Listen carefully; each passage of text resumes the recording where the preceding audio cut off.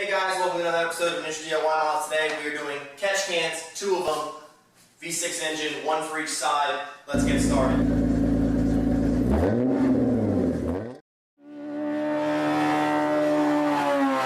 I picked these up used for about $100.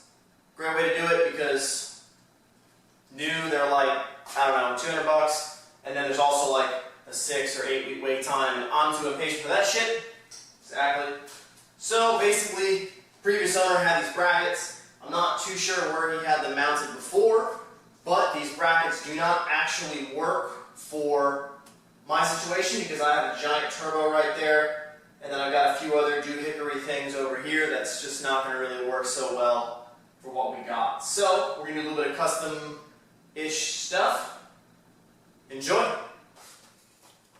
Alright, so we go ahead and we got our vent here, which is on the bottom, and on this one it seems like, and obviously it didn't come with any instructions or anything like that, but it seems like this bottom one just comes straight to the top of the canister, and this top one actually has a long tube that seems to drop down below this point, so that makes me think that this is actually the discharge into the steel wool material, and then this would be our top of our actual point, which is actually our vent. So in this case, on the driver's side, we're going to vent this, but we don't want that oil mist kind of spraying the inside and coat everything in the engine bay, so we're going to go ahead and use a filter for that.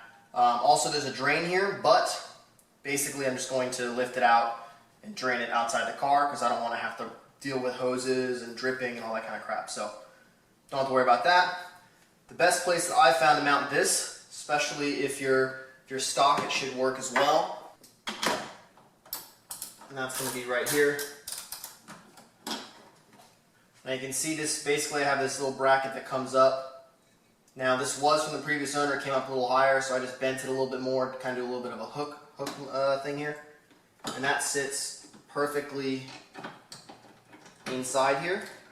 Now you do have to adjust it a little bit once it's already in place so it doesn't sag or jiggle anywhere. So once it's sitting up, I don't want it rubbing the AC lines, I don't want it rubbing the ABS module, so that right there is going to bounce up and down a little bit, but it's not going to hit anything, so I can tighten that in place.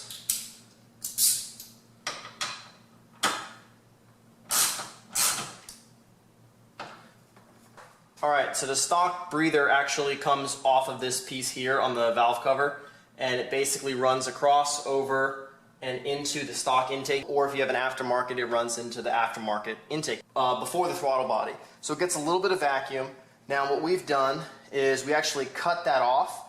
I actually cut off on this side, and we kept the little elbow piece here, so the little bend I mean, and then we added in an elbow and just used a hose clamp so that we can rotate our intake point like that. And then now we're going to take this is 7/16 or 11.11 millimeters, and we're just going to run a bit of hose just like that.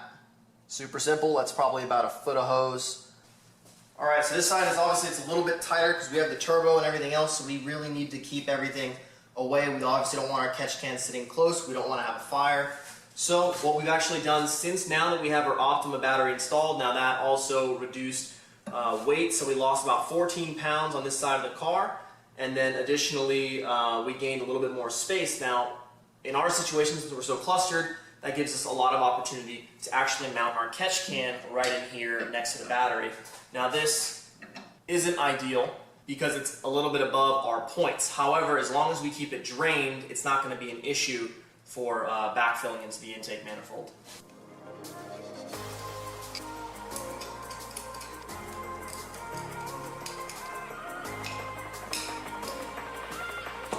Case 11 millimeter.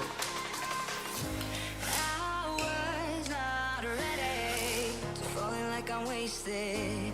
My heart grows heavy. So I'm thinking maybe I can actually mount it off the battery tray, and that might be a little bit easier to situate.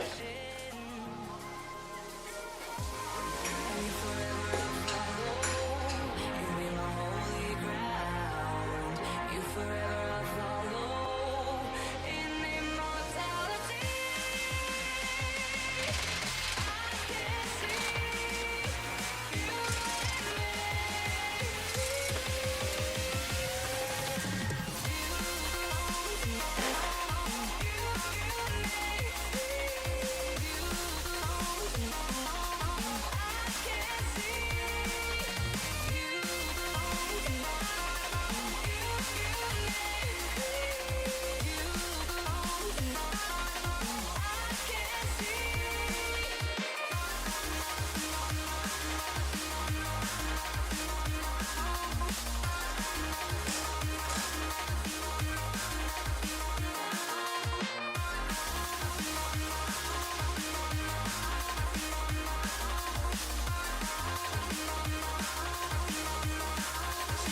Alright, I'll try to explain this as best I can.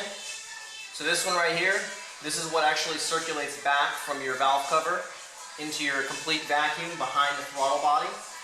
So what we're going to do is we're going to disconnect this one here, and then we're going to go down here on the valve cover. We're going to disconnect that one too. And I'm going to change that to like a regular hose clamp. I'm going to run from this bottom one down here on the valve cover.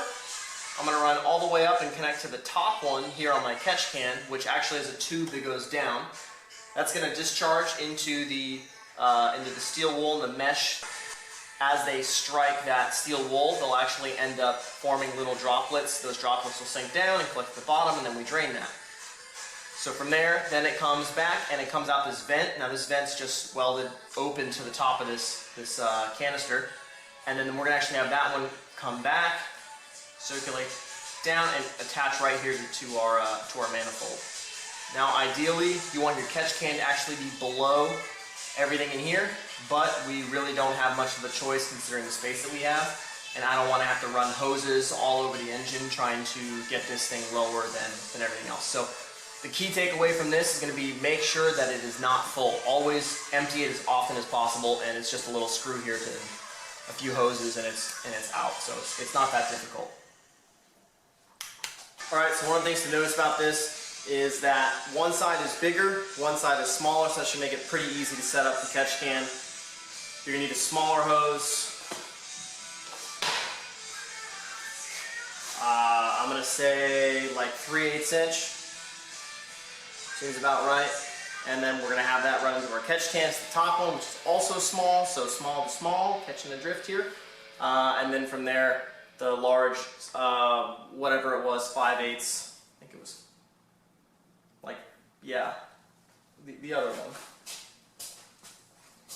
Sorry, not 5/8, 7/16. So you can take that 7/16 inch hose to the other catch can, and then circulate that back to this part. So we'll just remove this hose clamp because we're going to need that shit, and we're good.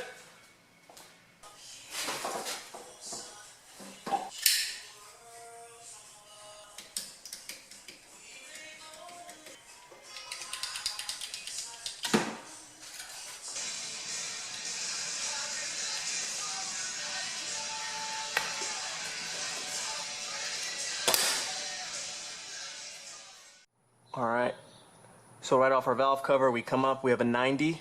We barely just missed the engine hoist piece. Now, probably to get a little bit extra clearance depending on how that sits when we're driving, we'll check for wear. But if this had just a little bit shorter of a hose, it would give it a little bit more clearance. So chances are we'll probably take about a 1/2 inch off that. But for now, should be okay. So then now we have going into the top of our breather, which takes a tube down into some steel wool, comes back up, and of course our breather filter to catch any mist that might have gone through. Alright, now this side's a little bit more complicated. We're coming off of our valve cover, right down there. You can barely see the hose clamp. The lighting blows. And then of course that one goes up and into this top one. Same thing as the other side, and then comes out. And then on this side we actually have it returned to the intake manifold there. Now on this side you can see that bracket seems decent enough, and we'll check to make sure it's not loosening over time. So as you can see, it's really not that difficult of an install. It's pretty quick, takes maybe an hour or two, so you can easily do it on a Friday night, Saturday night, whatever you want to do. So next videos that are coming out. So we've got, our next video is going to be a tablet mount. We're also going to have some boost leak testing. That's going to happen. Just wrapping up those tests on the car actually within the next week or so. Finally figuring out a few issues that are going on with the electronic boost controller. So I'm not able to get full boost, and it seems like the boost controller itself is not functioning properly. So looking at warranty claims on that. So that's a bit of a pain in the ass. But the dyno, the tune day is happening. It's happening about 2.5 weeks from now. So definitely stick around for that. Make sure to subscribe so you get the update for when that video comes out. That's going to be cool. There's going to be a lot of high horsepower Genesis Coupes there. Some Velocitors and all that other kind of stuff too. So that's always good. And thank you guys for supporting the channel. I really appreciate it. Make sure to hit thumbs up if you liked the video or if you found it helpful. comments if you need any sort of clarification or anything like that, or even just suggestions for other videos, or just say what's up. Thanks. See you next time.